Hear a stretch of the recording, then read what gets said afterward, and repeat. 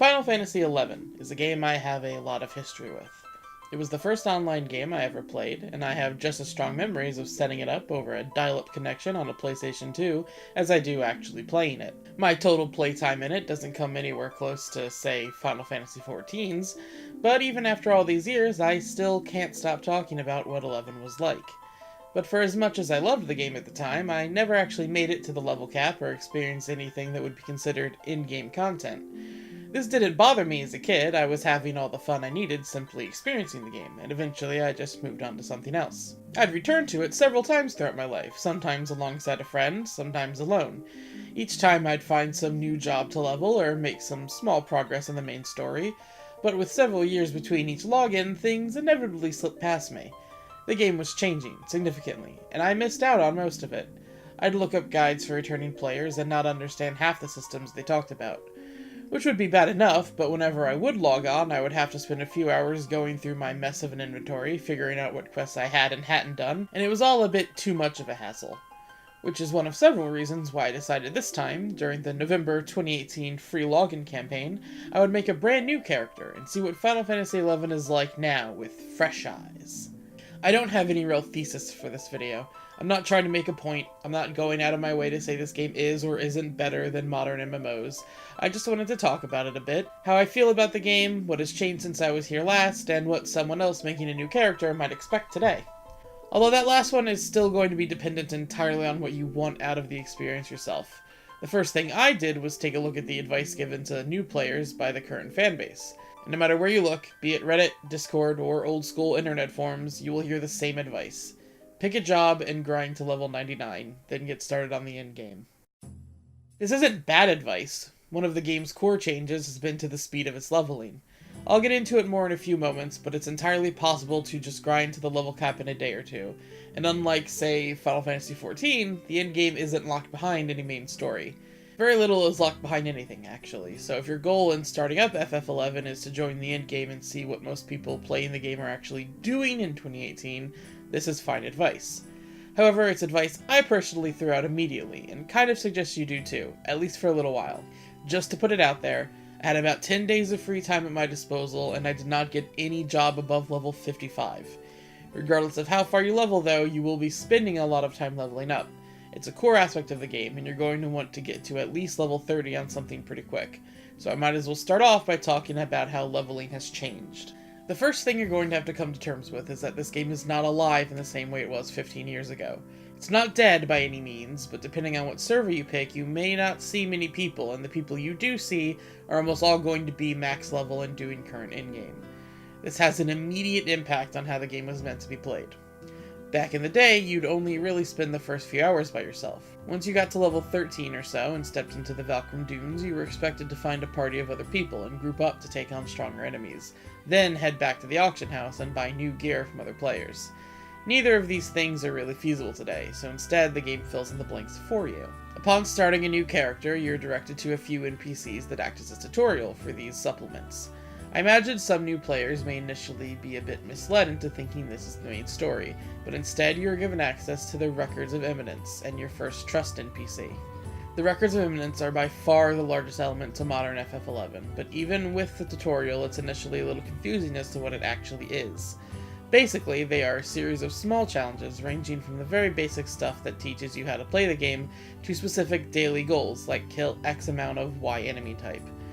The tutorial stuff and the rewards for finishing story missions are nice small bonuses, but it's the repeatable combat and item drop ones you want to have on at all times. As simply killing enemies and leveling up will also fulfill the Records of Eminence, and you want to be doing as many records as possible. At first, it seems like the main reward is experience points, as the initial wave will likely level you up a bunch before you even attack your first monster. However, the real reward is a unique currency called Sparks. You use these sparks to buy equipment and weapons from a huge list covering all jobs from level 1 to level 99. This is going to be how you get the majority of your leveling equipment now. People just aren't crafting or selling early to mid-level gear anymore, and you level up too fast for it to be feasible for you to make any of it yourself. So you want to build up as many sparks as possible while leveling, and then spend them on new gear. You'll still want to eventually get unique or specific gear, especially if you are customizing your character in a particular way, but this stuff will do the job while you level up. The other major change are those trust NPCs I mentioned. because it's not realistic to expect a new player to be able to find a group of other new players leveling up at the same pace as them. They've introduced a computer-controlled party member you can summon to fight with you. You'll get a few of them doing those early tutorial things the game points you towards, and they immediately decrease the game's difficulty. You normally don't need them, and I think you'll have more fun if you can convince one or two of your friends to join you instead, but they are a necessary evil. Sometimes you will just be forced to play solo, and bringing out a group of these will make that process much faster and less dangerous. You can then fight stronger enemies with them and level up even faster too. They'll also allow you to actually play a pure support or healer role if you want, which you otherwise wouldn't be able to do while solo.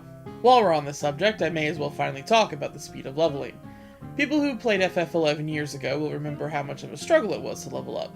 Hours spent killing worms and rabbits until you reach level 13, and then you'd spend the same amount of hours just to level up once.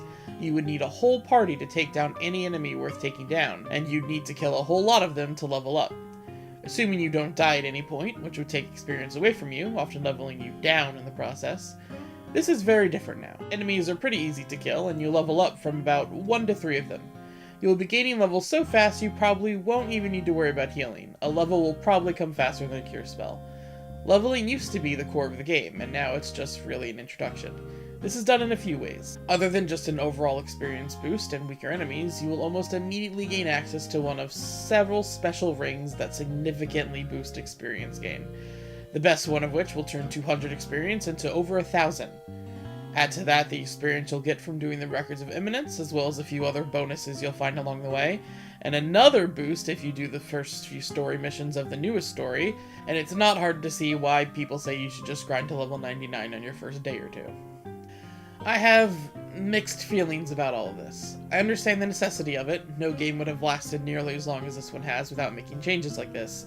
And as I'm going to get into in a bit, I still had a really great time with this game. Its pace lets you get to more content faster. It's just a bit sad to see the original experience has been entirely lost. There's something to be said about the slower progression of the original 11, and how the game forced you to be social just to survive and make any progress. I had to rely on people more in 11 than any other MMO I played, and those connections meant something more because of it. I kept in contact with people I met there for a few years, even after we all stopped playing, but I never managed to make any connection like that in any MMO sense, and I think part of that is the way the game was designed. Even on the most popular server, the world is a little too empty now, and the people you do run into will all be with their own gang of NPCs. There's just no reason to stop and talk to people, or help each other out anymore. Perhaps there's more of this at the end game, and people are still social there, but I haven't seen any of it. Speaking of, if leveling is now fast and easy, but I didn't grind to the level cap and join the end game, what did I do? Well, the answer is a little bit of everything. There's over 15 years worth of content packed into this game, and unlike newer MMOs, very little of it is gated off by anything.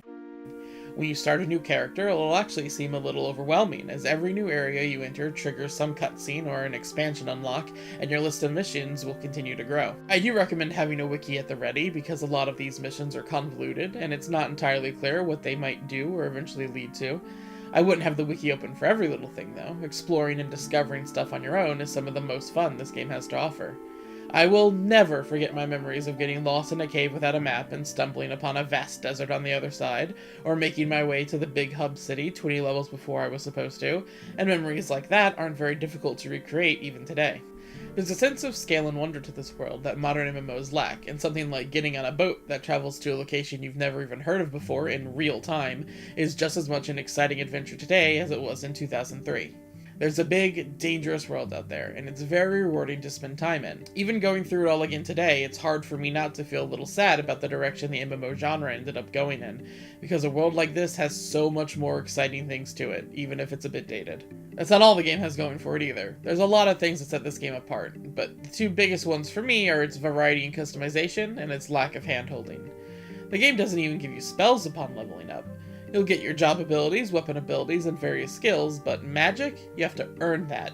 You want to be a black mage? You have to go buy those fire spells, or find them in the world. From a distance, this might just sound like extra busy work, but it's one small part of what sets the tone for this game as an experience.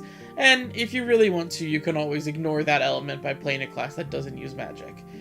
Gear is also a big deal in 11, of course, but as I mentioned earlier, while leveling up, you'll mostly be sticking to what you can buy with the stuff from the Records of Imminence. Once you do get to branch out into actually available gear, though, choices will begin to present themselves. You could go for gear with higher defense, or gear that does something like increasing the usefulness of one of your skills, or gear that makes it easier to increase certain stats. Progression isn't entirely linear here. There's choices to be made, and not every level 40 bard is going to be doing the same things. The game also benefits in this regard from how much of the content takes place within its open world. There's nothing like the duty finder that 14 has here, so jobs are allowed to be more unique and varied than modern MMOs. Every tank doesn't need to be able to do the same things, and more importantly, you could have jobs that were more support heavy, or a mix of different roles. And then there's the sub-jobs, my absolute favorite thing in this game, and the first thing I set out to unlock when starting my new character. Equipping a sub-job lets you gain access to half of your main job's level's worth of abilities from your secondary job. That sounds a bit confusing, so let me explain.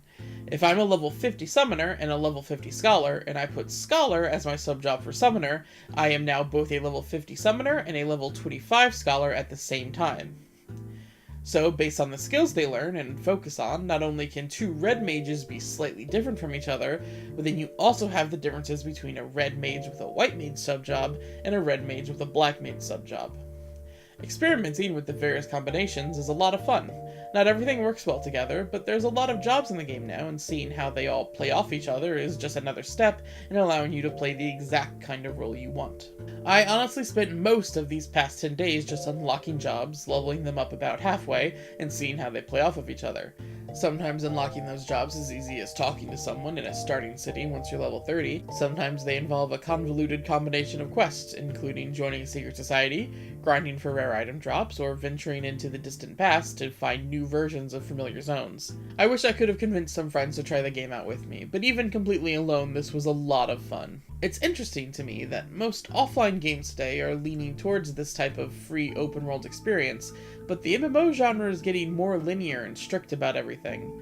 Final Fantasy XI is a relic in a lot of ways, but having an MMO be this open and fun to explore is honestly a breath of fresh air. I think modern MMOs were desperate to appear more accessible and less demanding of your time, but the genre is a time sink by nature, and games like Final Fantasy XIV just hide their grind from first glances. 2018's version of Final Fantasy XI is less of a grind than any incarnation of 14 ever was, thanks to the faster leveling, but it still retains its sense of open-world exploration, character customization, and unique varied quest, all of which 14 sacrificed for the sake of appearing more streamlined. Not that 11 is perfect, far from it. You will eventually run into frustrations, either with its outdated UI, cryptic quests, occasionally bland zone, or sometimes the sloppy way things have been implemented. Two personal examples I have from across both my characters are the quest to unlock the scholar job. It has you trading stacks of one item to an NPC to get another item, but how many times he will trade with you is limited. I didn't realize this at the time and messed up the trade, locking myself out of getting the items from him. My old server was pretty dead, and I couldn't find anyone to help me out, and alternatives to get the item needed were far too involved, so I basically locked that character out of getting the scholar job. Meanwhile, on my new character, I spent a whole day getting to the place where I could unlock Blue Mage, only to discover blue magic spells weren't rebalanced for the faster leveling.